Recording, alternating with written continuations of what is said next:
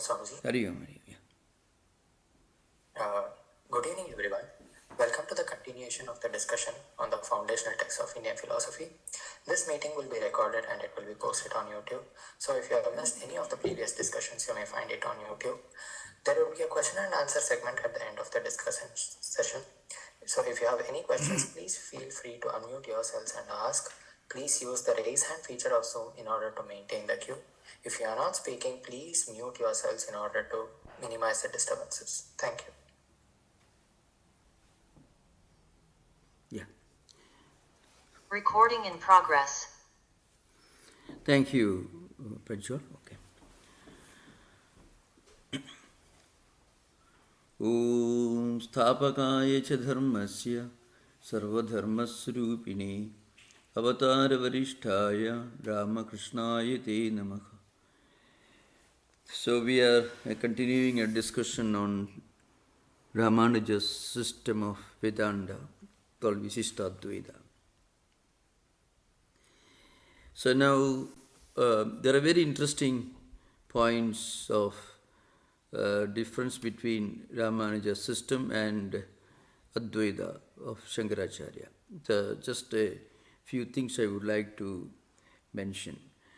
In Advaita Vedanta, in Shankaracharya's system, you will find Shankara emphasizes the idea that the absolute reality, Brahman, is not an object of cognition, not an object of what we normally understand as the word knowledge.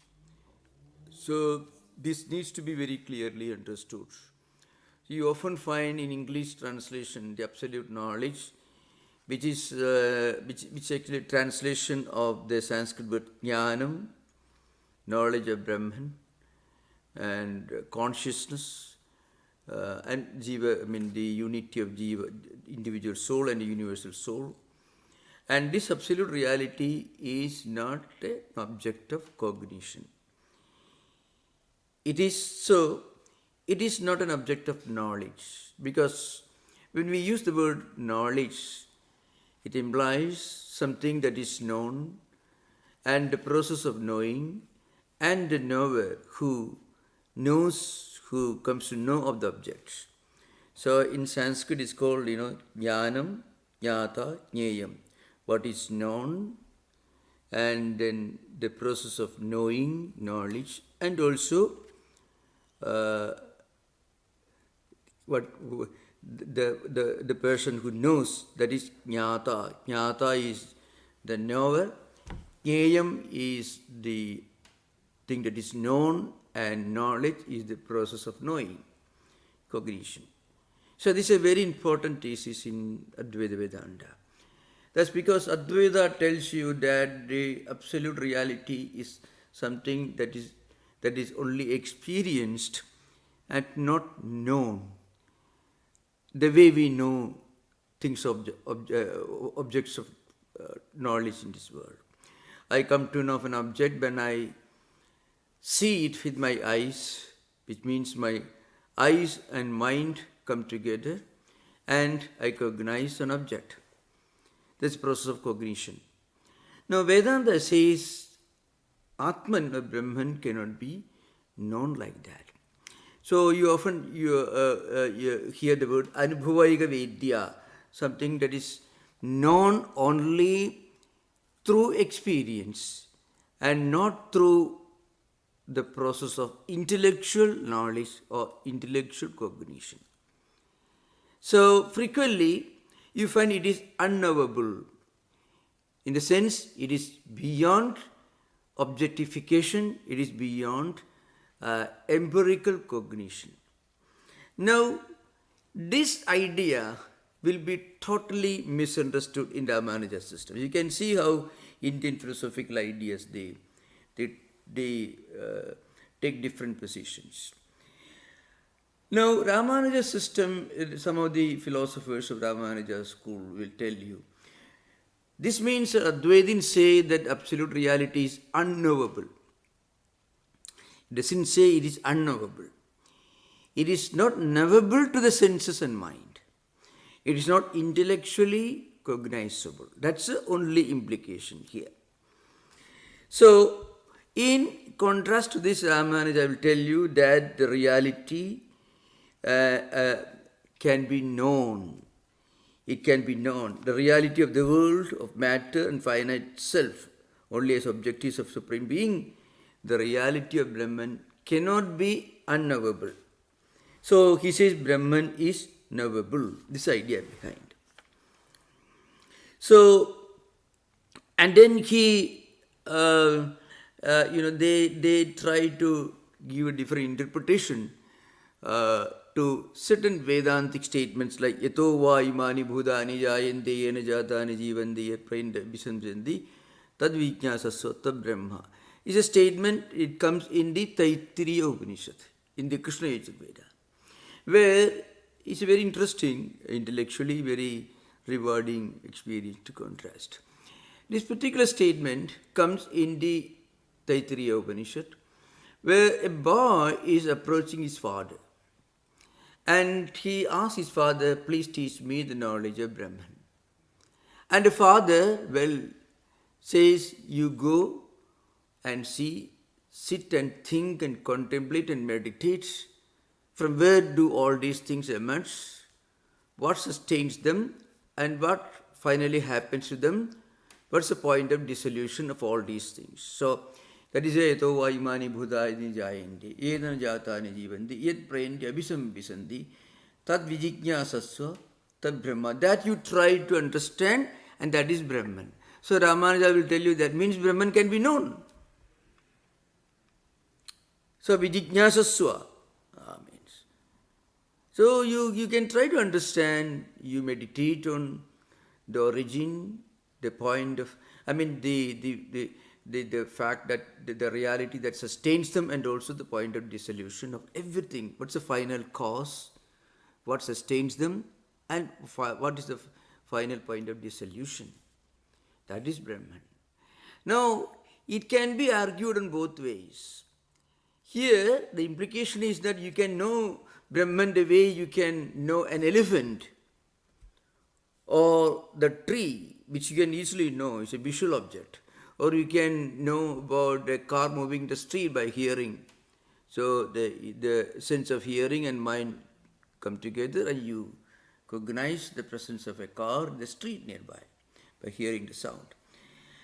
But that's not the implication here. You meditate, and then in your inner being you realize the true nature of Brahman, and you find when you transcend this body consciousness, when you realize the absolute reality that is beyond this body-mind complex, then you find a divine spark within you is the same as the all-pervading divinity, that is the Antaryami Atma within, that is the same as the Brahman from which this world originates. So, this unity of the individual and the universal, dimensions of the same reality, this you realize, and you don't just cognize.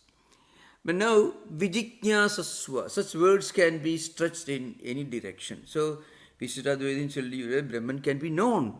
It is knowable. But Brahman cannot be known the way we come to know external objects. So, he says that, so it must be understood that the statements describing Brahman as unknowable. That is, it is impossible to know the absolute Brahman in entirety. So what he says, it is true that Brahman in its totality may not be known, but you can certainly understand, you can cognize Brahman. This is the RāMānuja. This is the view of RāMānuja. So, we may not be able to fully understand the reality of Brahman, but we can certainly understand in its incomplete form. So he says this is the import of the scriptures that describe Brahman as going beyond the realm of mind. For example, vācām agocharam, beyond words. Words cannot see them. Yato va imani bhudani jayante, like that. Avāngmanasa gocharam, it is beyond the province of mind and words.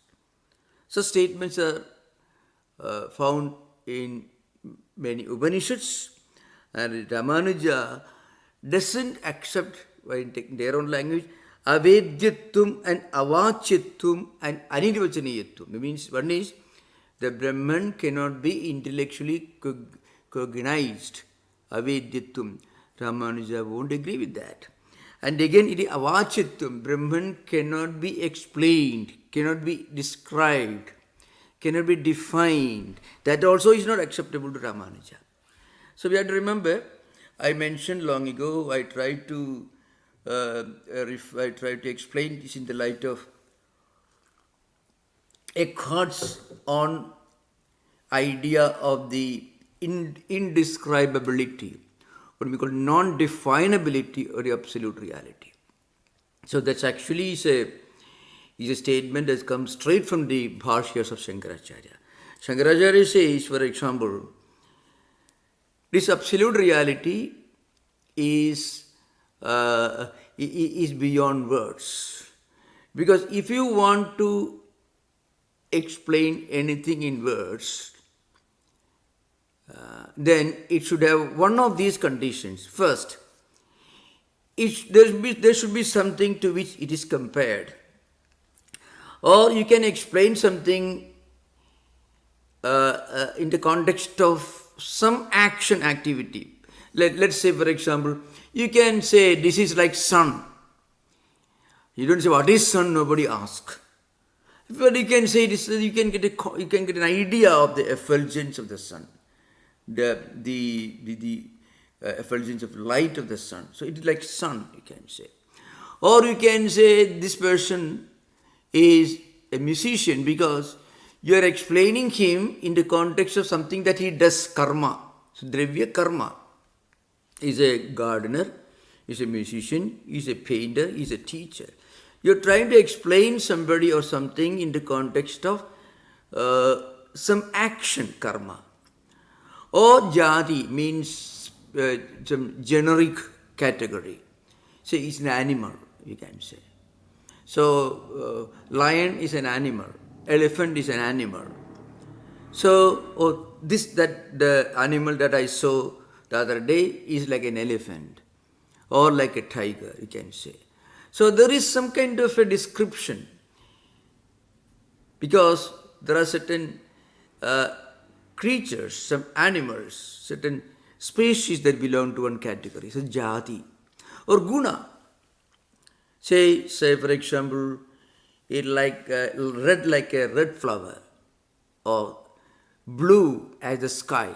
Sky is really no blue color, but still you can normally say it is seen to be blue from a distance. That's all. So you can use some of these jati, guna, sambandha. You can say you can introduce your friend or a stranger. This is your friend. This is your brother, and so on. So some kind of sambandha relationship.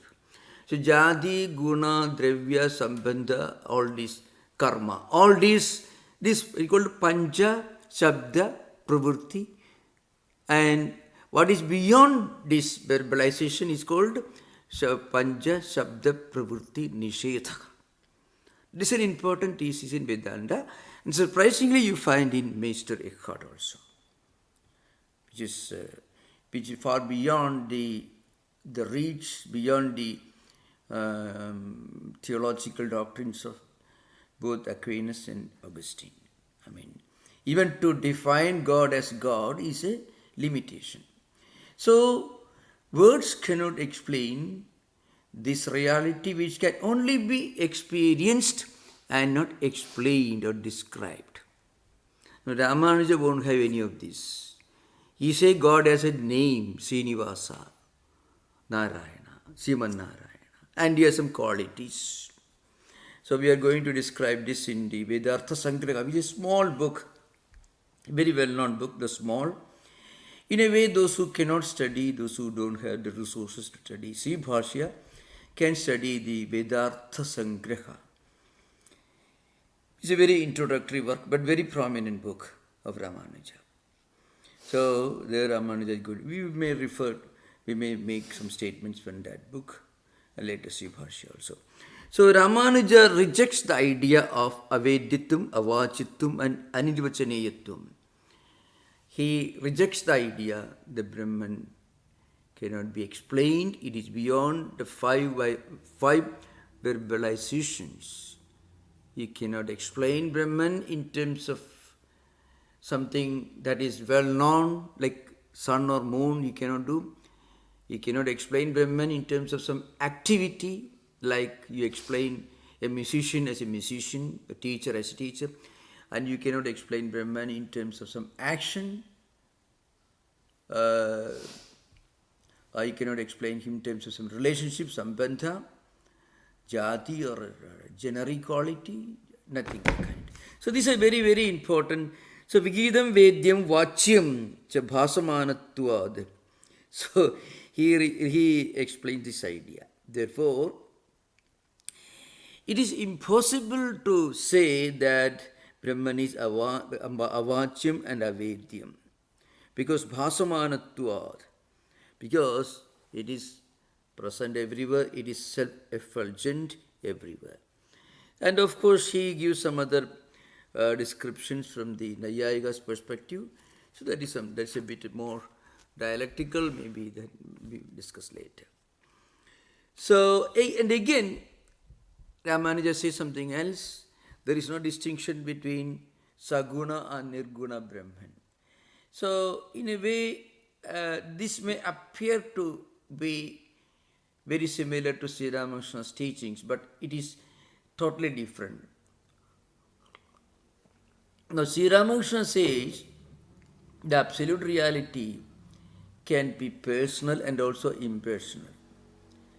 What it means is, at one level, this absolute reality may appear to be personal, but you cannot say this is the only way to explain. This is a limitation. So the absolute reality is actually impersonal in the sense that you cannot really put a limit to the absolute reality. But in Ramanuja's system, his idea of Brahman is a saguna, sakara, savisesha. And of course, there are some other statements here. Surupa nirupana artha shabda ki dharmamukhena surupamapi pratipadayitum tatahi ki sutrakaraka. So, in some of the statements in the Vedanta Sangraha, you can find such ideas. So, I will try to explain this in the light of this great book, Vedanta Sangraha itself. And where Ramanuja actually goes to, he discusses another very well-known subject in Vedanta, especially when he describes the well-known, Mahavakya, especially Tattwamasi, which is one of the most important statements in the Chandogya Upanishad. And I think I already discussed this very elaborately in the previous sessions while describing Advaita. You know, in the Chandogya Upanishad, in the 6th chapter, there is an interesting dialogue between a father, Uddalaka, and his son, Swetaketu. At one point, the whole chapter has got 16 khandas, 16 sections, and the most important teaching in this book is the statement of Tattwamasi Mahavakya. So now that Mahavakya is this: Saya Esha Anima Aidudatmimidam Sarvam Tas Satyam Sa Atma Tattwamasi Shvetaketu Idi Bhuya Eva Ma Bhagavan Vijñapayatu Idi Tata Swamedi Sakhovacha. This is the statement in the 8th Brahmana, 8th section. The father is instructing Swetaketu. Look here, Swetaketu, the ultimate reality that you are looking for, that one supreme reality, which is the cause of everything, which is the most subtle truth, which is the Atman, the essence of the entire existence, that Tat, that absolute reality, the cause of everything, is Tvam, you yourself. This is the instruction given to Shvetaketu, a young man. So, in short, in simple language, we can say, if you tell somebody the God you are praying to, the spiritual truth that you are seeking, it is actually you yourself. Let's say in the language of a monotheistic philosophy, let us say. Now, this will be totally nonsensical for a beginner who listens. Actually, it makes no sense, really speaking. The God you are praying to, you yourself, it makes no sense. So Shvetaketu immediately misunderstood. His father is telling that he himself is the reality that he is looking for. But then he thought maybe this cannot be true. So he asked his father for more and more explanation. Bhuya eva ma bhagavan vijñāpayatu. Please teach me, instruct me again. This is a request. So, in response to this request, Uddalaka, the father and teacher, he repeats this statement 8 times. That means total 9 statements. And each time when he repeats, he gives a new explanation in the light of a new parable, a new analogy. And finally, Shvetaketu realizes, well, what the father is talking about, not my physical body, not this Shvetaketu, the physical entity. Rather, what the father is talking about is the Atman, the supreme indweller, Antaryami, the reality within, not body-mind complex. And when he understood this, he became silent. This is Chandogya Upanishad 6th chapter. Now, RāMāNUJA has got serious objections to the standard interpretations of Advaitins with regard to these statements. So, RāMāNUJA will tell you, for example, he will tell you here, Tat means the cause of this world. That's what RāMāNUJA says. According to Shankaracharya, Tat here is the attributeless, impersonal in the sense transcending the dimensions of personality. That means it doesn't mean incapable of having a personal dimension, but going beyond. So this is an important thing to remember. In Vedanta, in Advaita Vedanta, if you hear the word, for example, Nirgunam, the Nir is upasarga, it is a prefix. In popular literature, Nir can mean devoid of, the absence of, is a negative quality, Nir.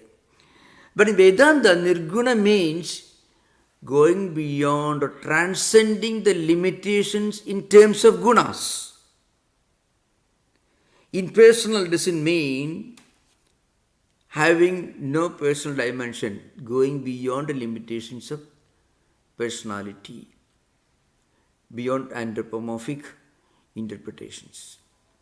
So, RāMāNUJA, on the other hand, tells, for example, Samanadhigaranyam hi dvayohu padayohu prakaradvayamukhena egartha nishthatvam tasya ca edasmin pakshe mukhyada tathahi tadatvam iti samanadhigaranye tat ityanena jagatkaranam sakala kalyana guna agaram niravadyam brahma uchyate.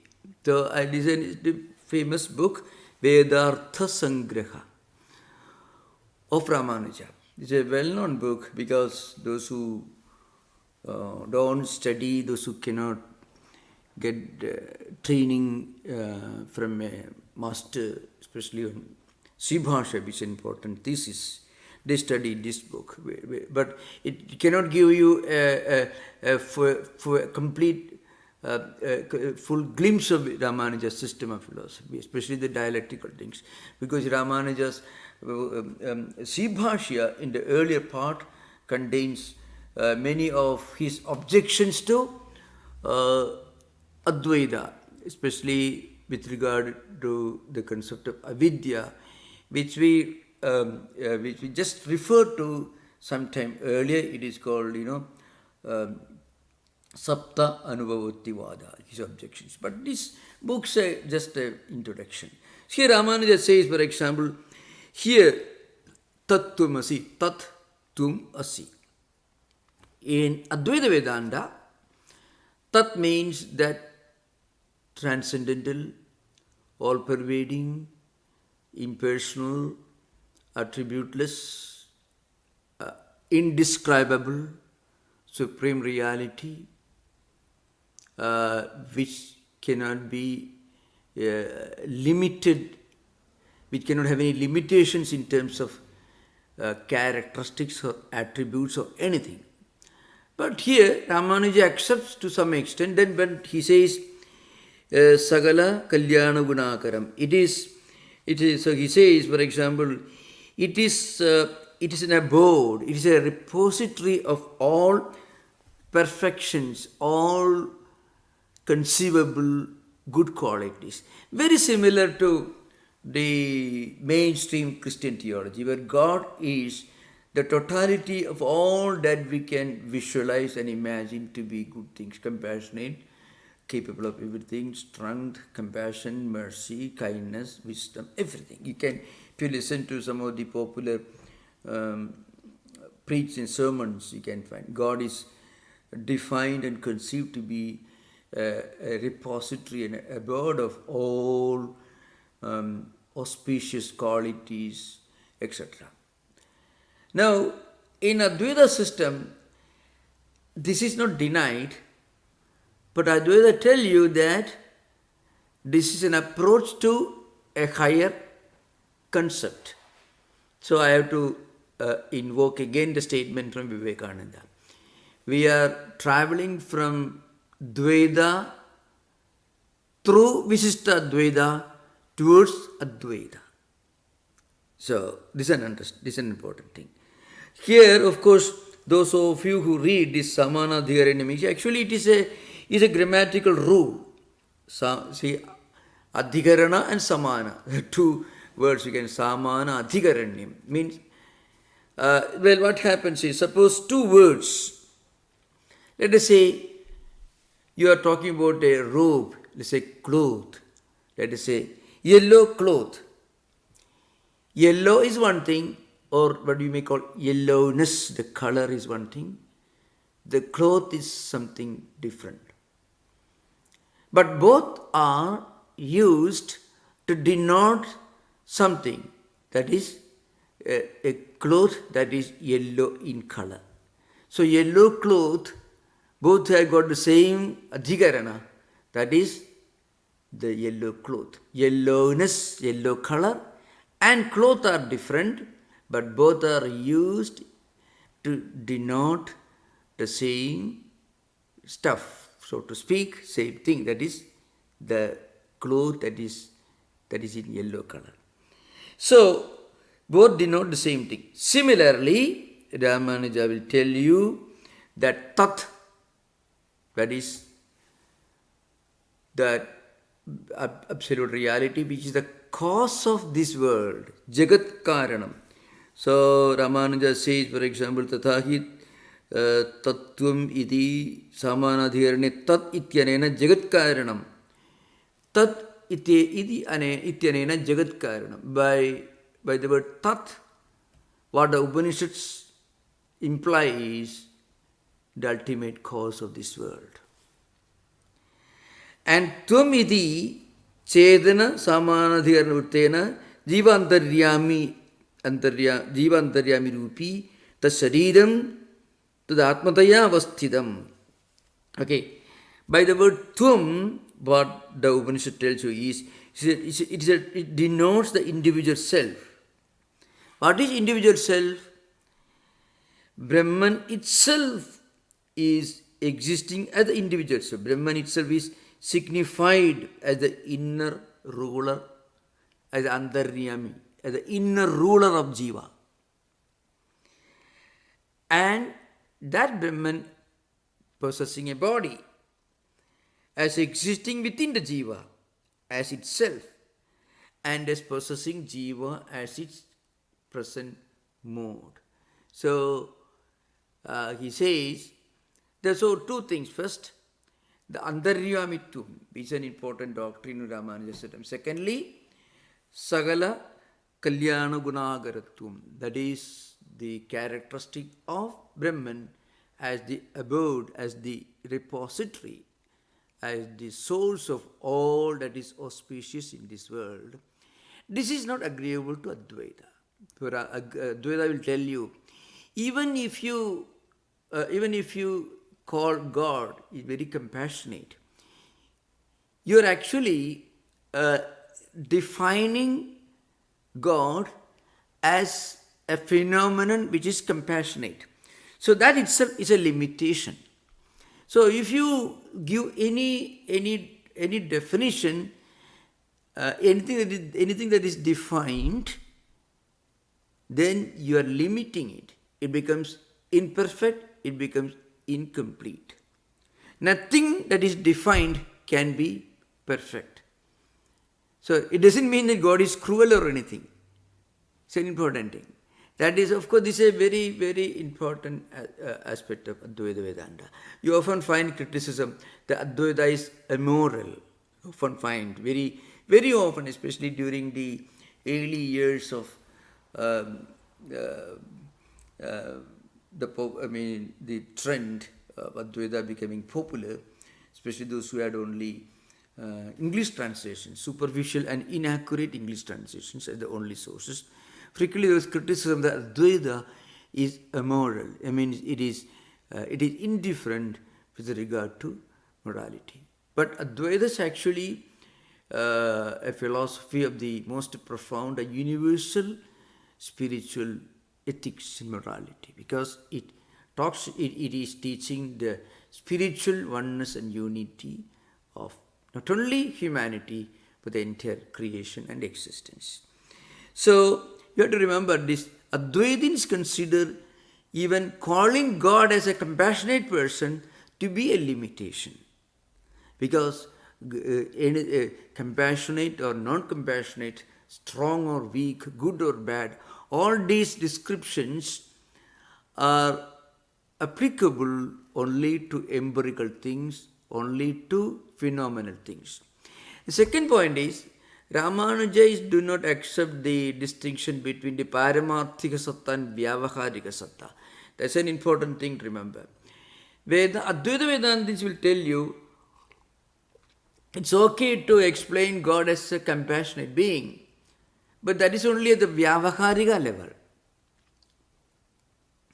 But at the Paramarthika level, even to describe God as compassionate or good or auspicious, that itself implies a limitation. It requires a lot of intellectual and theological boldness to assert that even to call God kind and compassionate itself is a limitation. And in Christian theological world, there is only one great theologian, a Dominican priest, Meister Eckhart, who had this boldness to assert that any kind of definition is actually a limitation. This is a very, very important point, remember. Itareshu paksheshu samanadhikaranya hanihi brahmana satoshadacha siyar. And RāMāNUJā says, if you take the Advaitins view, there will be a problem, because first of all, if you say that Jiva and Brahman are the same, then there will be the Samanadhiranya, this particular grammatical structure cannot be applied. This is RāMāNUJā'S system. It's a very, very well-known difference here. So I just wanted to mention some of these ideas because that may help us to better understand the special characteristics of Ramanuja's system. Okay.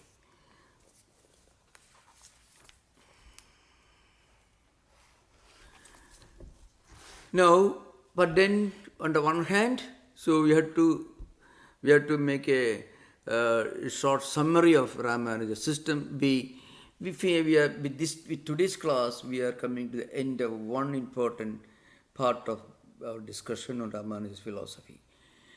Next, from the next class onwards, we are going to discuss some of the epistemological and some of the ontological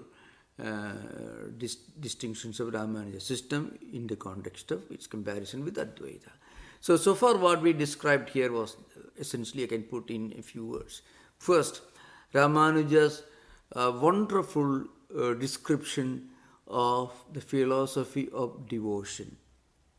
That's a unique contribution of Ramanuja. And also his idea of this self-surrender. Philosophically, he gave a very elaborate description of this philosophy of surrender called Sharanagati. For that he said there are two important qualities required on the part of Jiva, every devotee. One is Kinchanyam, the other is Ananyagaditvam. A devotee of God who aspires to get his grace, he should put up his best effort. He should try to practice karma yoga. He can practice devotion, puja, worship, prayers, music, everything. But then, when he reaches a point that he is not able to progress further, when he is not able to make any further move, then he realizes his own inherent limitation. And when he realizes his limitation, then he decides, well, I am totally helpless, karpanya. One of the 6 characteristics of Saranagati. That is, Anugulyasya Sankalpaka, Pradikulyasya Varjanam, Rakshasiri Vishwasa, Goptrutta Varanam, Tadha Atma Nikshepa Karpanya, Shadvidha Saranagati. So, when he realizes that he himself is incapable, Akinchanyam, and then he also realizes that there is no other refuge, Ananya Gaditvam, there is no other Gati. Then he gives the whole burden of his spiritual life, he places himself at the feet of the Lord. This happens in 2 different stages, but not always. It can also happen at one stroke. Devotees who have already done a lot of spiritual sadhanas, but have some imperfections in this life, in the early years, they may do certain things which may be very harmful to their spiritual life. So, in fact, Ratnakara was a robber and a thief. The first great writer in Sanskrit literature, Valmiki, the author of Valmiki Ramayana. He was a thief who used to rob saints and sages. And one day a group of saints came, Narada and others came. He tried to rob them. So they asked him, okay, wait a minute. May we put a question to you. For whose sake, why are you doing this terrible thing, robbing people in the streets? So here I have to live, I have my livelihood. I am a professional thief. And he said, well, so he said he has his wife and children, he has to take care of them.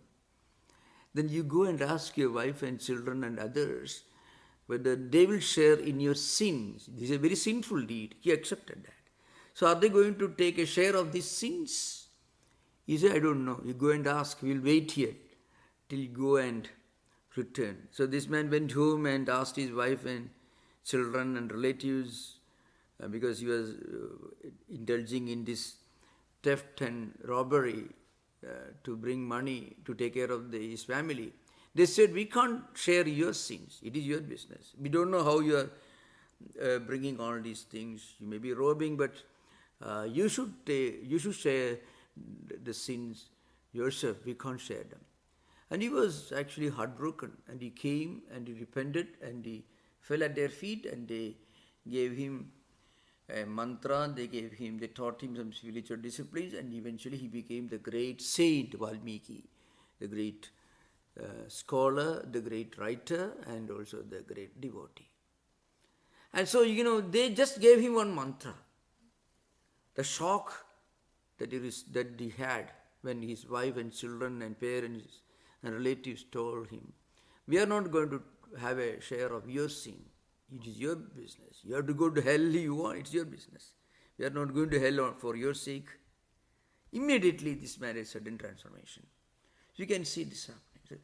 And then he sat there and started reciting these mantras which they taught him, and eventually became a great saint. This is one kind of prapatya sharanagati, which happens at one stroke without embarking.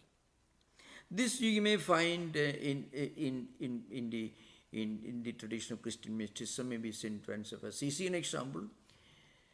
Maybe I think Saint Paul is an example. There are quite a few. Just giving some examples from Christian tradition, Western mystical tradition, so to speak. This is one interesting example. This is the highest, where suddenly you open your eyes and you leave your past far behind once for all. You never look back after that, and a sudden transformation from a sinner to a saint. Then there is another kind of transformation, which is called a krama, an order. You take to spiritual life, start practicing devotional disciplines, prayer, meditation, reciting holy names, reading books, and along with karma yoga. So a bhakta should be a real karma yogin.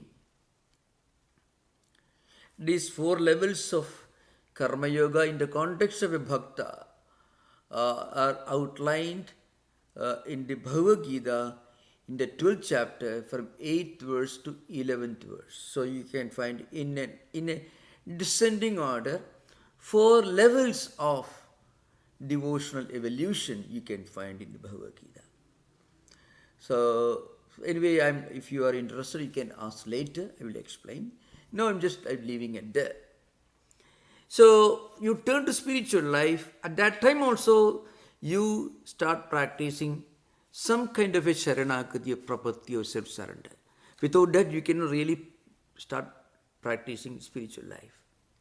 Even to attend these lectures, one should have an inner realization. Well, I need something more than what I get in management schools or business schools, or looking through, carefully observing the stock exchange fluctuations, After 18 hours, you may sit in an office, marketing, technology, or share market or investment. And suddenly at one point, this okay, I need something more. So we start practicing something, reading scriptures, doing some prayer and meditation, or associating with people who talk about spiritual or philosophical subjects. That requires some kind of a turning in one direction. That is also some kind of a sharanagati. Not sudden transformation, but you get a shocking realization, well, what you have been doing till now, all suddenly when you look back, everything is dark. Your bank balance is very huge, but spiritual bank balance is a big zero. And then suddenly, and you realize this when we go on working hard, suddenly there is a shocking experience, immediately mind is disturbed. So we look back and we look for something different. That is also some kind of a sharanagati. So this is a very famous, a very distinct contribution of RāMāNUJā'S system. He himself wrote in Saranagati Gadyam and Vaikuntha Gadyam. These are two important books for any person who takes to the path of devotion. So that is, one should always have a positive attitude to a spiritual life, and one should be able to get rid of all the negativity, and then one should have a strong faith God will protect us, and then He is the only protector, and also the feeling that, well, I'm not capable of taking care of my own spiritual destiny, so this complete surrender. Atmaniksheba is the central point. The other 5 are auxiliaries called Angas. Atmaniksheba is Angi. This is an important contribution of RāMāNUJā'S system. So that is one thing. And secondly, the idea that God is endued with all the auspicious qualities called bhagas. So Bhagavan, definition of Bhagavan you find later. In some other books you find. So these are some of the important aspects of RāMāNUJā with regard to his devotional, spiritual contributions. And from next class onwards, I will discuss something about the subtle, ontological and epistemological aspects of RāMāNUJā. For example, Ishvara, Jiva, Jagat. Ishvara is Sriman Narayana. Jivas are different individual souls, and also this empirical world. According to RāMāNUJā'S system, Ishvara is present as an indweller in all jivas. That is a central theme. And this external world and jivas are evolutes of Ishvara. Evolutes. Ishvara evolves and become Jiva and Jagat. So Jiva is Chit, Jagat is Achit. And Ishvara is conditioned by these Jiva, individual souls, and Jagat, empirical world. She called Chit, Achit, Viśiṣṭā. So Viśiṣṭādvaita. So there are some interesting aspects with regard to this relationship between Jivas and Ishvara. That we will discuss in the coming session. You can have interaction. You are most welcome to ask questions.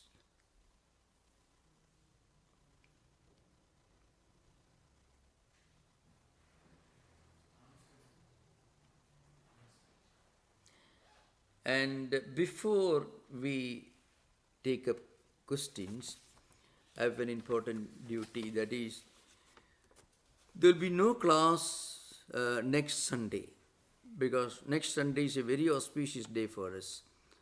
So those of you who can afford, please come to the Vedanta Society, New Temple, 2323 Velogo Street, San Francisco. So there will be no lecture next Sunday,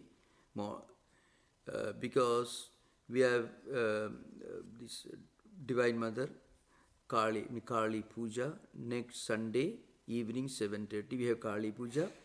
So we will have no class next Sunday, that is 12th November.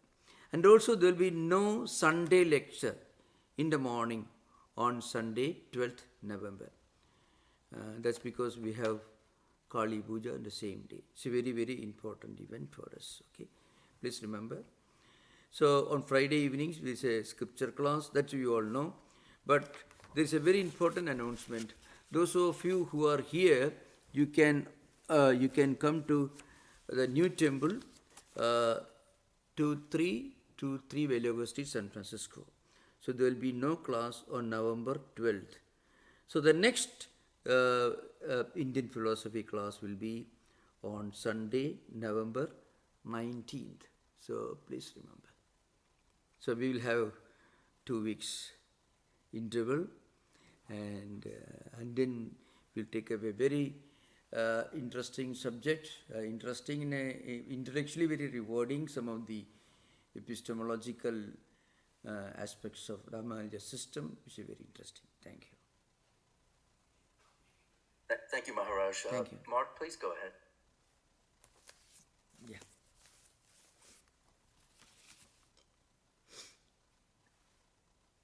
Pranam, Swamiji. Yeah, namaskar.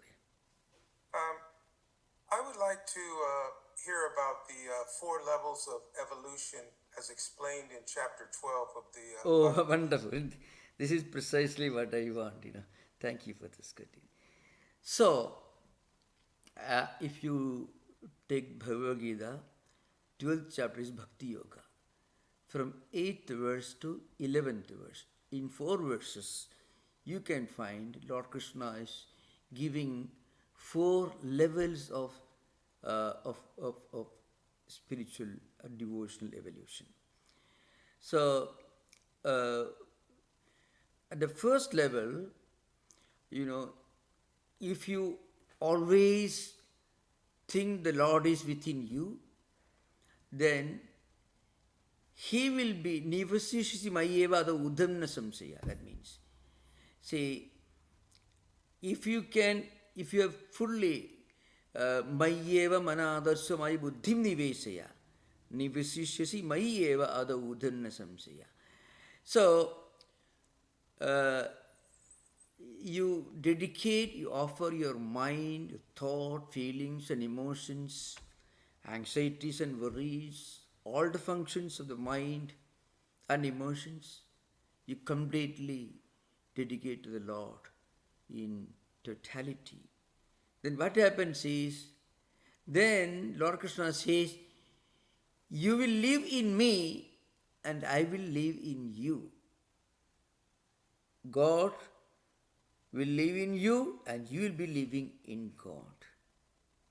Mind, thought means my mana and buddhi, emotions and feelings, aspirations and worries, thoughts and everything, you totally dedicate to the Lord.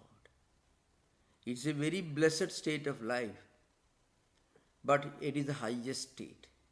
Actually, this is nothing but Sharanagati and Prapatti, self-surrender. That's what RāMāNUJā is talking about. So, according to RāMāNUJā, the 66th verse of 18th chapter is Charama Sloka, which he quotes again and again, RāMāNUJā in his Gita Bhashya, and also this Vedanta Desiga in his commentary on Gita Bhashya, Charama Sloka. Sarvadharman parityajya mamekam saranam praja aham tva sarva papebhyo mokshayishyami ma suja. So if you dedicate, if you offer everything to me, then you will be living in me. Nivasyashi mayeva.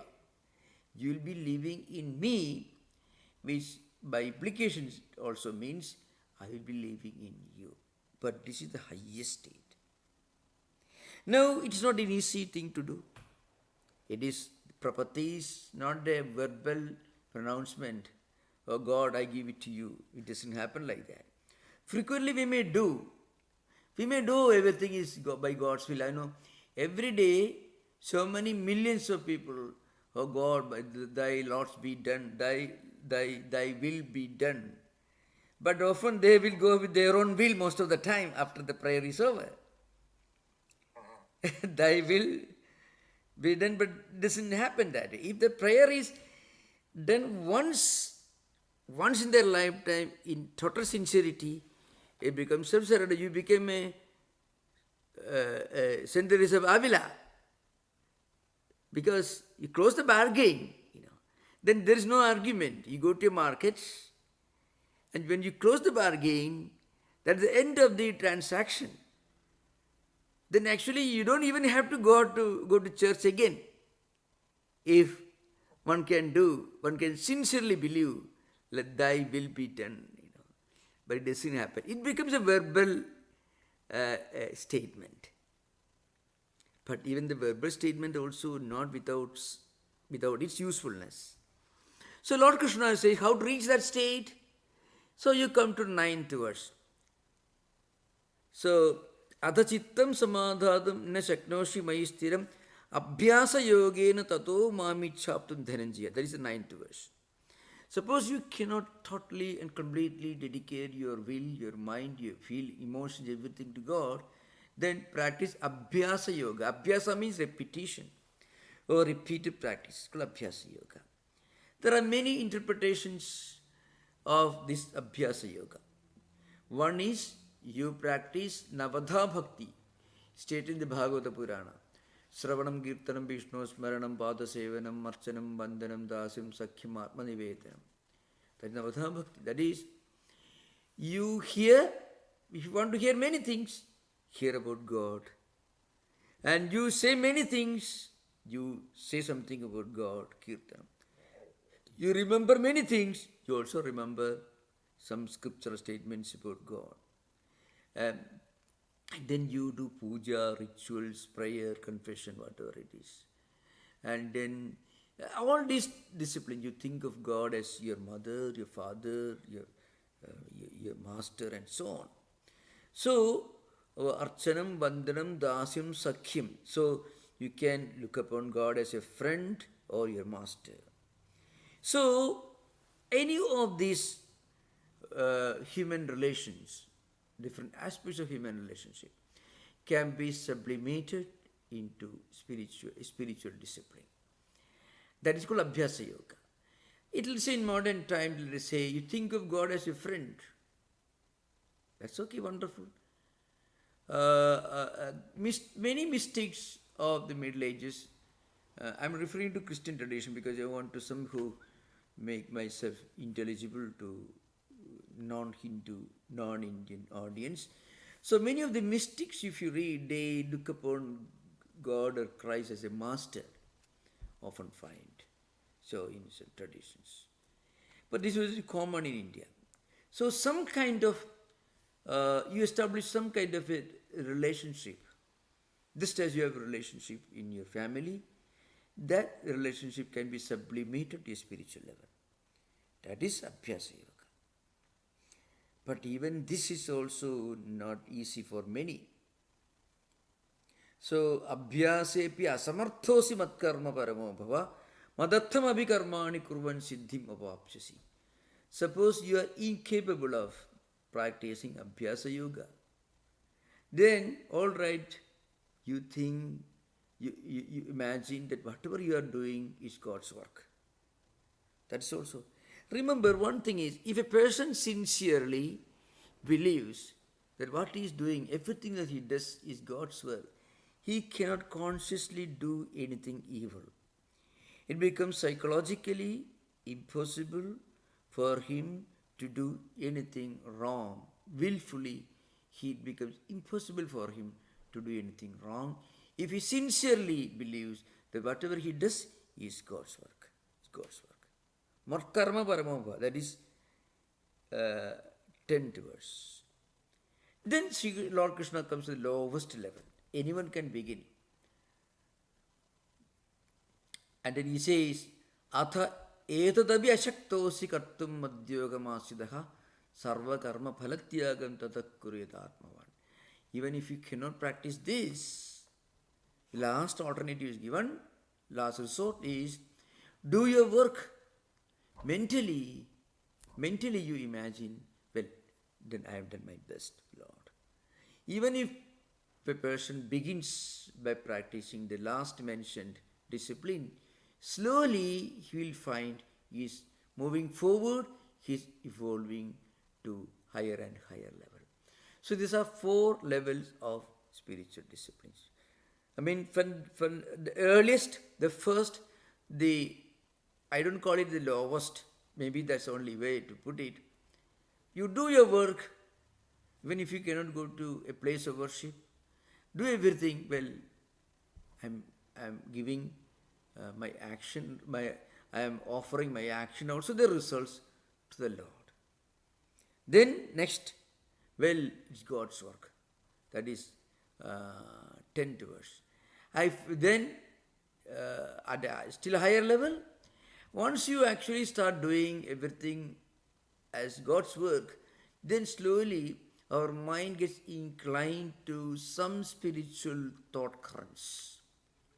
And that leads to Abhyasa Yoga, And eventually we will reach the highest state mentioned in the 8th verse. So the 8th verse, it corresponds to the highest. 11th one is the first stage. The other two are in between.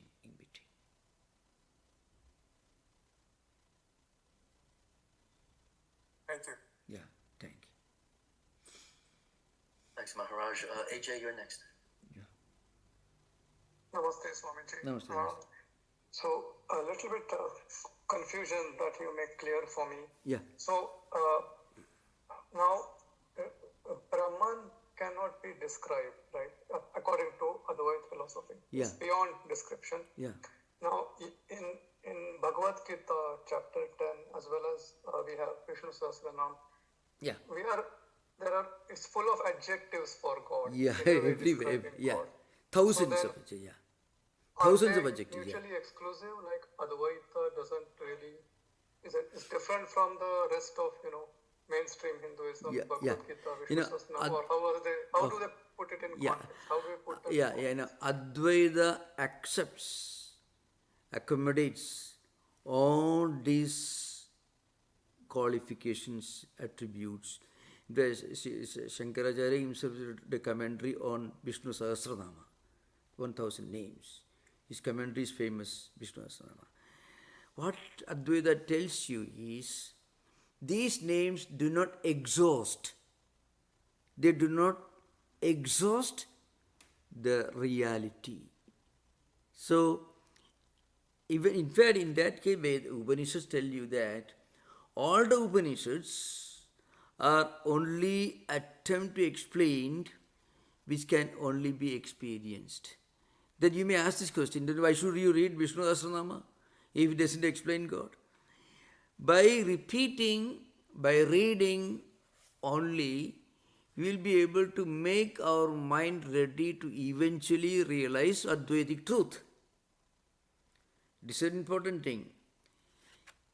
If the Vedas, if the Upanishads tell you that the Upanishads cannot fully exhaust or describe Brahman, then why should you read the Upanishads?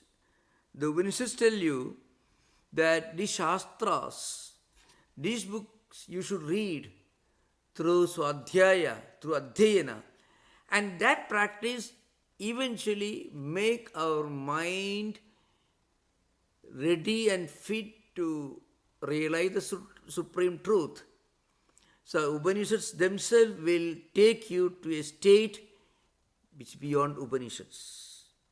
So Advaita fully accommodates and accepts all the attributes.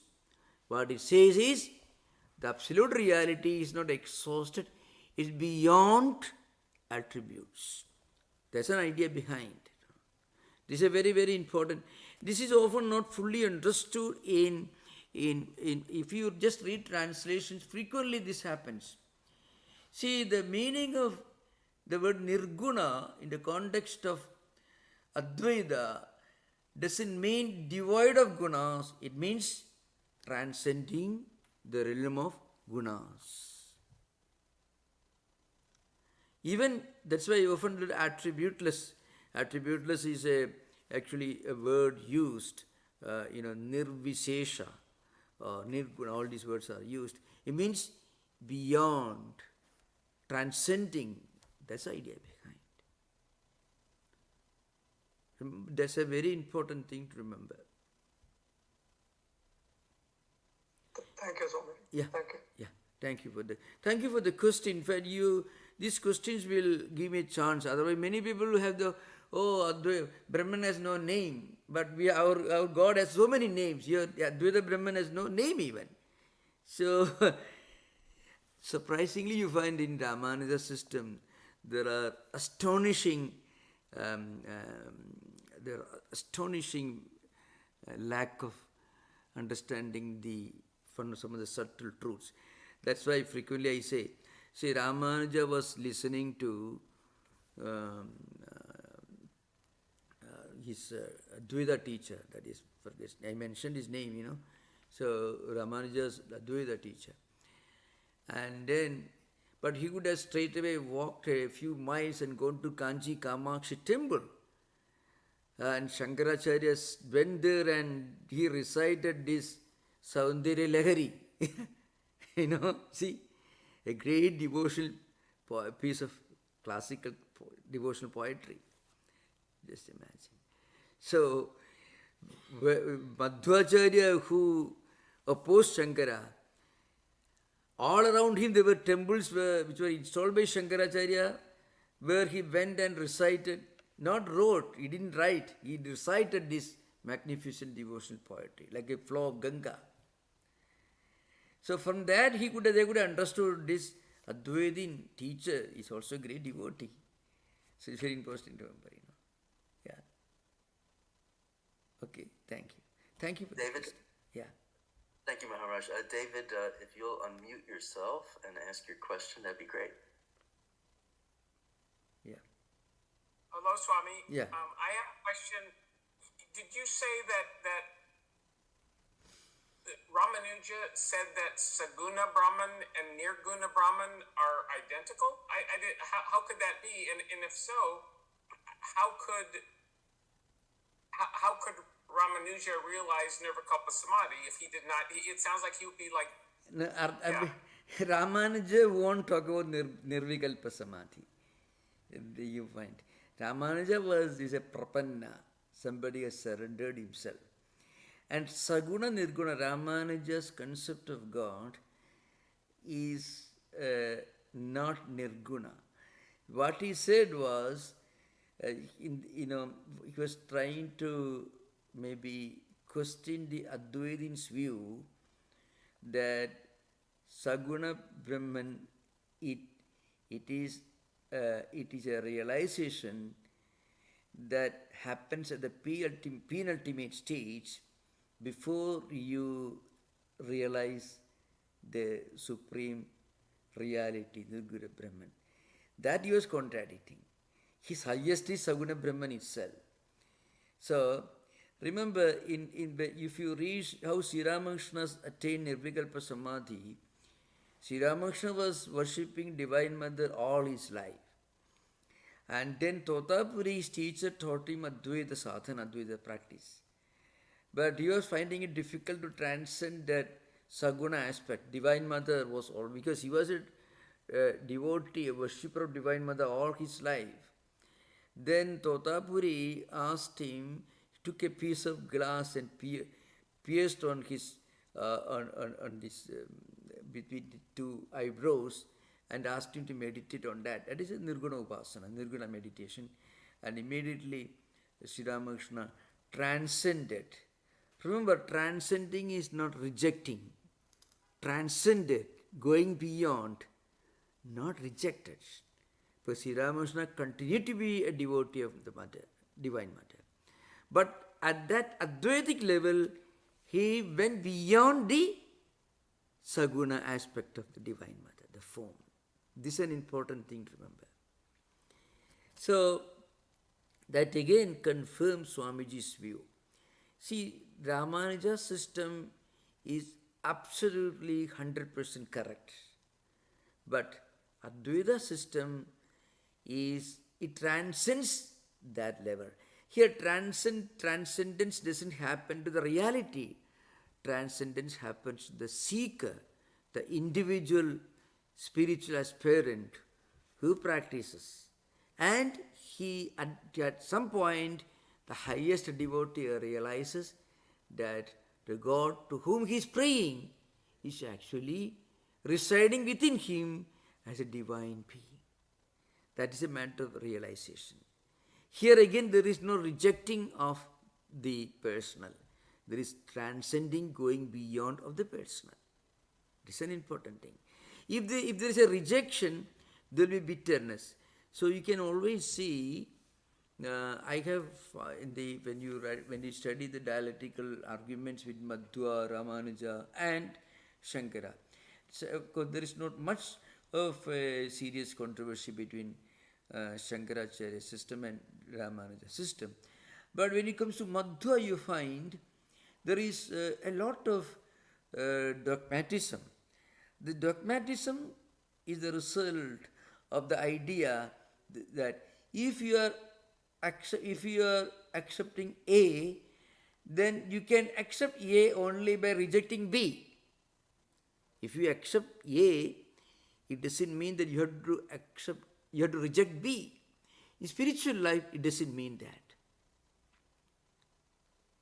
And also, in many of the controversies happen because in Christian tradition, for example, Martin Luther, let's say Martin Luther had to reject many things. He could have very easily reformed the church without giving up the great saints. Can't see, imagine. See, Shankaracharya's Advaita accommodated all that Prapatti, Sharanagati that Ramanuja taught. Shankaracharya himself wrote magnificent devotional poetry on self-surrender. Bhavanishtakam. Gadistum, Gadistum, Tamega Bhavani. Mother, you are the only refuge. He goes repeating. So Shankaracharya accepted and accommodated the most magnificent teachings of all the great magnificent teachings of Viśiṣṭādvaita. So Advaita doesn't reject anything. But look at Madhvacharya had to reject everything else. More like Martin Luther. Martin Luther, he had to reform the church. For that he had to give up the saints. And he had to make a great sacrifice. But in Vedanta, Advaita Vedanta, it doesn't happen like that. This is a very important thing to remember. Like today I was giving the lectures in the symbolism of Divine Mother Kali. It is a very universal spiritual symbolism. When you have this universal symbol at the highest point of realization, then you don't hate anyone just because he is worshipping God differently from us. So anthropomorphism is actually the cause of dogmatism frequently. Martin Luther is a classic example. Yeah. Did Shankara accept every system like yoga, Sankhya? Yeah, exactly. Yeah. Oh, okay. Yeah. The one system that he rejected was Charvaka. That is the old Indian materialism. It's called Charvaka. It's called, it is Lokaitikas. Accepts only, they gave him proper place. He did not fully accept it. Then there is no need for Advaita Vedanta. I mean, there is no total denial of anything. That is the greatness of Advaita. Yeah, okay, thank you for the question. Thank you, Maharaj. There are two more questions. David, I'm sorry, did I interrupt? I just said thank you, Swami. Thank you. And thank you for the question, actually. Yeah. Yes, thank you. Shay Selix, you're next. Yeah. Hello, Swamiji. Yeah. My question is, if you could explain again what Ramanuja described as Tat in Tattwamasi. Thank you. Yeah. Tattwamasi is a Mahavakya, great statement in the Chandogya Upanishad, 6th chapter.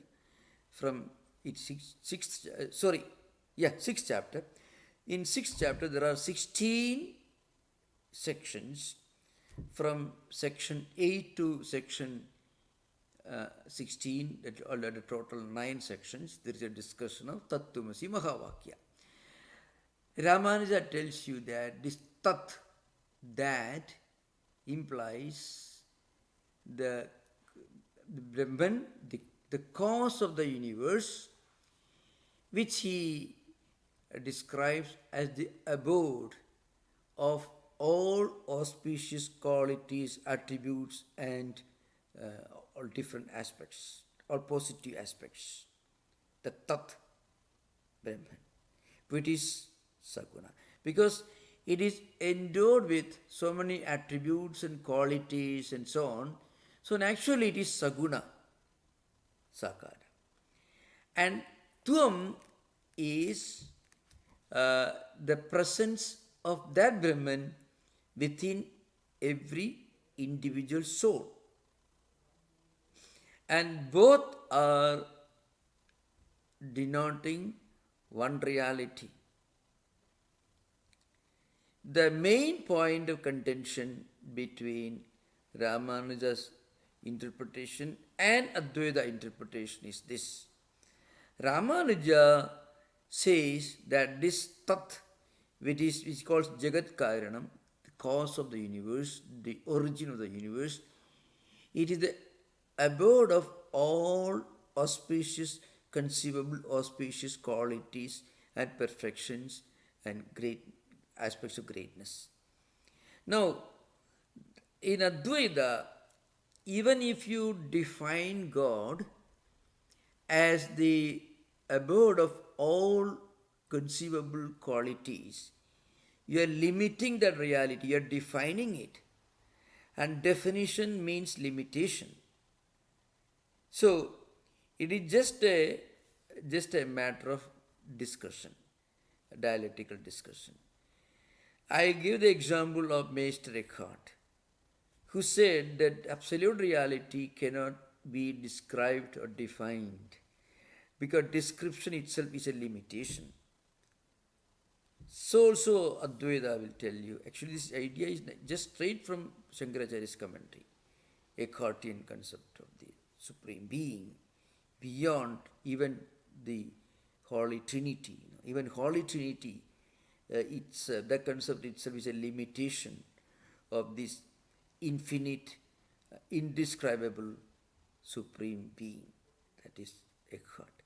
So you can find, here is only, now remember, this may not be appealing to a devotee, but this is only from metaphysical perspective. At the same time, the same Shankara wrote all the magnificent devotional poetry to help devotees. That is the uniqueness of it. Yeah. Clear to you, I think? Yeah, I mean it's clear. I think would it be fair to say that? Well, I'm not sure if we covered it maybe in a previous class, like how in Advaita that verse is described. Oh, right? Is Tvam in an Advaita sense? Is Tvam like you as an individual, and Tat is more like the Nirguna Brahman, is like the all-encompassing reality? Okay. Yeah. Actually, we gave a series of classes on Tattwamasi itself while teaching Advaita. A series of classes with quotations from Bhashya, Shankaracharya's commentary. Okay, I'll go back and listen to those. Thank you for the question. So, shall we conclude now? Okay. Maharaj, there's a question from a very patient devotee, Christine. Most welcome, please. Most welcome, yeah. Hello, Swamiji. It's a short question. Do you think that the misunderstanding of Nirguna, not as transcendence, but as rejection, is where that concept of Vedanta is Buddhist incognito, that statement, that it sort of taps into that? Is that where that came from? The Buddhist incognito business? You know what I mean? You mean, your question is not very clear to me. I'm sorry. Well, yeah, please continue. Please continue. If you don't understand, if you don't accept Nirguna as transcendence, but as a rejection, if you interpret that way. Okay, so you that's mean how it is that people came to have that impression as Vedanta as being Buddhist incognito. I remember you saying that from a different class. Buddhist, okay. Buddhist, yes, and it's probably also my misunderstanding of Buddhism too, but is it exactly, Bobby, I can tell knows what I'm talking about. In the context of comparing Viśiṣṭādvaita and Advaita, I mentioned that Advaita never rejects the Viśiṣṭādvaita, RāMāNUJA'S concept of God idea. But without rejecting, it just transcends. I don't think I ever spoke about Buddhism in today's class. Oh, that's Yeah, but Shankaracharya rejects Charvaka system, and in his commentaries, he also, of course, he certainly finds problems with many other philosophical systems. In his attempt to establish Advaita, naturally he finds some problems with many other systems of philosophy, including Buddhism. See, if you're talking about Buddhism, Buddhism believes in Anatmavada. It believes in the inherent fundamental impermanence of anything in this world. That it is in that sense that Buddhism talks about Anatmavada. So there is no such thing as a permanent, eternal reality like Atman, as Vedantins and others tell you. That's what it says. So that is not acceptable to Advaitins, Viśiṣṭādvaitins, or any of these Vedanta philosophers. So Buddhism is not acceptable. But certain aspects of Buddhism certainly can be found in Advaita. For example, if you read Mandukya Karika, I have given almost 132 lectures on Mandukya Karika, so I can find in the audio system. So Mandukya Upanishad actually it deals with Mandukya. I mean, it's a fairly big commentary on Mandukya Upanishad. Mandukya Karika is a commentary on Mandukya Upanishad. Gaudapada Karika, another name. So Shankaracharya wrote an important commentary on that, and there he contradicts many of the dialectical arguments of the early Buddhist scholars. At the same time, some aspects of Buddhism he also accepted, that you find. So even the language is very often similar. That's all. Okay, thank you. okay. Thank you. Thank you, Maharaj. Thank you. There were no YouTube questions. I'll reserve my questions. So thank you very much. Thank you. Thank you. So shall we conclude? Yes, Okay. yes, Maharaj. Thank you for all those asked questions.